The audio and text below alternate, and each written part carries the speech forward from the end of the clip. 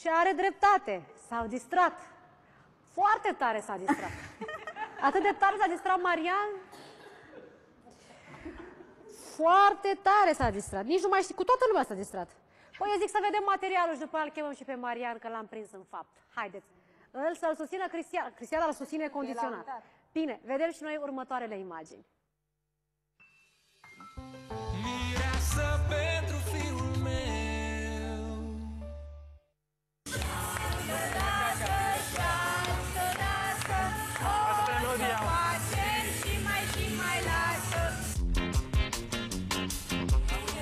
Să fii sănătos, Doamne Dumnezeu, tot ce-ți dorești. Te pup.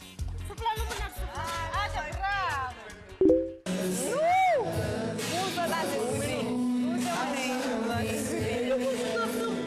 mai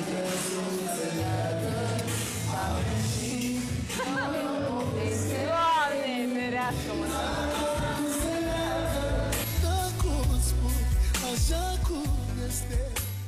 Tu ești pentru mine și o atâta știu. Tu ești pentru mine și cu asta basta. Așa mai ești că eu odată și tot pe tine aș alege. Chiar dacă doarme, chiar dacă mă trimite la păscut. Altfel nu mă făcea el pe mine, b***ică, dacă era treaz. Oricum ești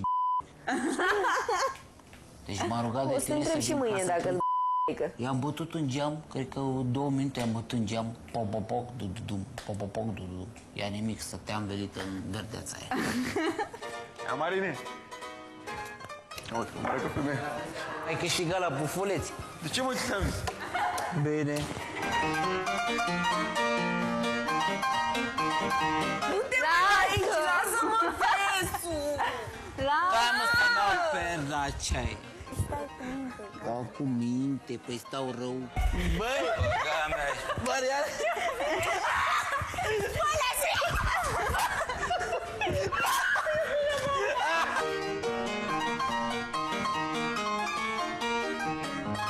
Marian, vino aici.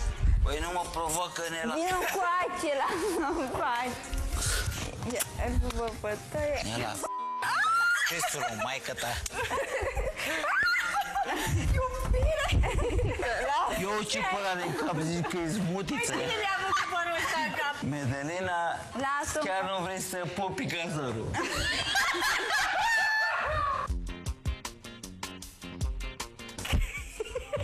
Nela n-are treabă.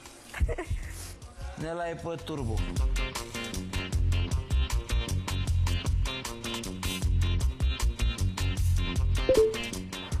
N-avem! Băi! Eu uite, Nela, pus o atenție. Receptare, deceptare, ăștia suntem. Vino pe Ia, mine! mă, dezbracă-mă, nu mai arăt de cap la bordură, ești nebun. Ia uite, nu poți să te faci. Ce vrei, mă? Te-a luat somnul, gata, te-a lovit, acum stai? Ești bățos așa. Așa ca și cum nu s-ar fi întâmplat nimic. Iubesc toată viața mea, iubesc pe tine. Știi ce-ai făcut, nu? Ce-am făcut?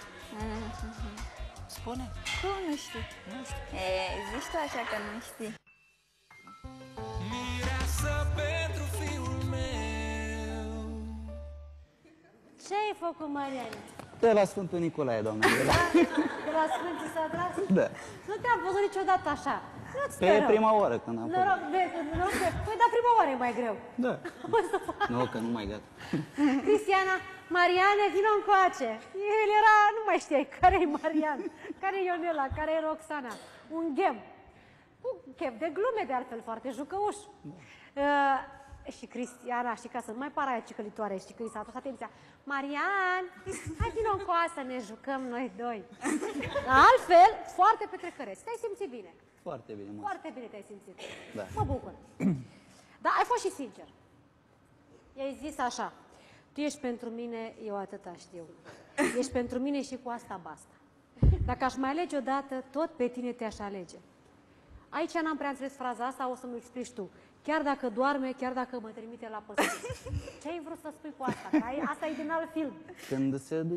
Când se ducea, de fapt, la somn și mă lăsa singur prin casă. Și te mai trimite la păscut? Tot ea e Da, pentru tine. ca și cum, dacă ea doarme, eu să mă duc la păscut. Am înțeles. Dacă ai mai alege, tot pe ea ai alege-o. Ea e pentru tine, asta ai zis. Dincolo de toată exuberanța ta, de obicei oamenii sunt sinceri în astfel de momente, ceea ce cred că s-a întâmplat și cu tine. Da. Foarte bine. De-aia v-am întrebat cum vă mai merge. Deci ziceți că vă merge bine. Nu? Foarte bine, mulțumesc. Doamnelor, domnule, întrebări pentru ei sau ce aveți să le spuneți? Că în ultima vreme mi se par foarte cuminței. Adică atât de cuminței încât parcă mi-era dor să-i mai văd tachinându-se, hârjonindu-se, cum erau ei. Facem tot timpul asta. Înainte de a face un cuplu nu erau mai altfel? Acum Nu, e probabil că doar eu... au îmbătrânit. Simplă părere așa, cum eram înainte și suntem acum. Deci spui că s-au remediat toate lucrurile între voi, toate problemele? Suntem pe drumul Sunteți cel pe bun. drumul cel bun. Diferența asta de vârstă se mai cunoaște? Păi da, eu am 20, are 19. Da. Vezi, Marian, întotdeauna o fată tânără te va întineri și pe tine. Cu siguranță, asta Crezi că simt. domnii ăștia trecuți de o anumită vârstă cu părul grizoneat, Da, de ce și și-au ceva numai riduri. fetițe de astea de 18-19 ani? Că întineresc și ei. Da. Femeia de lângă tine pune o etichetă și asupra ta. Deci, într-adevăr, 22 ai, nu-ți dau mai mult. Mulțumesc. Minunat! Păi mă bucur că sunteți așa. Atunci mergem mai departe, nu? Să nu uitați de tabletă, pentru că știți că avem să vă dăm o tabletă SMS 1272 cu data nașterii și poate fi a dumneavoastră prin tragere la sorți sâmbătă în finală. Mai Marian, de obicei ești un băiat sincer? Da. Ești un băiat sincer. De ce te întreb? Pentru că eu sunt convinsă că tu ai foarte multe păreri. Ai și o vârstă care îți permite treaba asta, ai experiențe de viață și unele lucruri pe care tu le-ai spus s-au adeverit și tu ai fost primul care a zis lucrul ăsta când s-au adeverit. Dar n-ai vorbit niciodată despre ele. Nu-mi place să vorbesc. Nu știu dacă știi la ce mă refer. Știu. Știi. Știe și Lucian, știi și tu. Da. Însă, eu când te întreb, niciodată nu spui. Nu îți dai cu părerea, nu vrei, nu te bagi. Am zis să-l las puțin să... Dar eu mi-aduc aminte că te-am întrebat fix atunci când tu ai făcut acea afirmație. Și ai dat-o la întors. Am dat-o la întors. Mai tu mai ții minte despre ce vorbesc? Când ai zis tu fraza aia, ai grijă, Luci, ca dacă ai intrat în focul ei, dracul e al tău. Dacă îți place să te joci cu focul, s-ar putea să te arzi.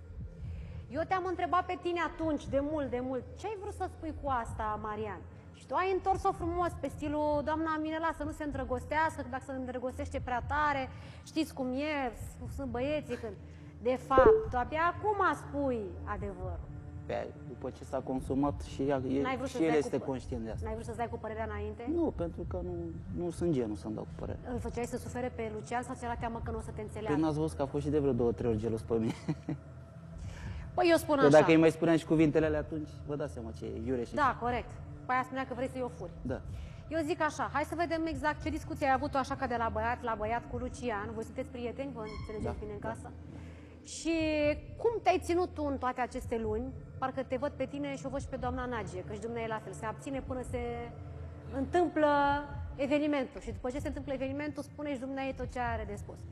Deci, ce ai vrut tu să-i spui lui Lucian acum, după ce relația lui cu Elena a luat sfârșit, vedem în următorul material.